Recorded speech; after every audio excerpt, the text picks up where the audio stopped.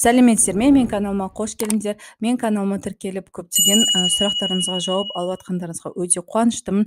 Мен осы каналда сіздерге зейнетақы туралы, зейнетке шығу бойынша ақпараттарды оңай жеңіл тілмен түсіндіруге тырысамын. Осы видеода мен зейнетке шығу үшін неден бастаймын деген сұраққа жауап бергім келеді. Яғни ол үшін 3 қадам бар. Бірінші қадам: егер сіз зейнетке шығатын болсаңыз, ең бірінші жергілікті мекен бойынша цон-ға барып, құжаттардың тізімін алыңыз. Екіншіден, сол тізімді алып, өзіңіздің құжаттарыңызды дайындауыңыз қажет. Яғни, құжаттарды реттеу қажет. Ол үшін сіз өзіңіздің еңбек кітапшаңыздағы сіз туралы мағлұматтар дұрыс жазылған ба, әріптердің қателіктерін, немесе печати өшіп қалған жерлерден, архивтен анықтама алып, құжаттарыңызды реттеуіңіз қажет.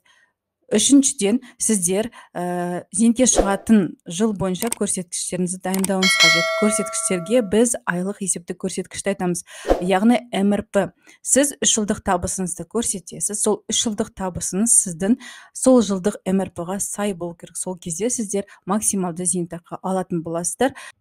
Зейнетке шығатын жыл бойынша көрсеткіштерді дайындау қажет болса, сонымен қатар стажыңызды есептеп, құжаттарыңызды реттеу қажет болса, консультацияға жазылыңыздар. Сау болыңыздар, менің каналыма қосылыңыздар. Рахмет көп.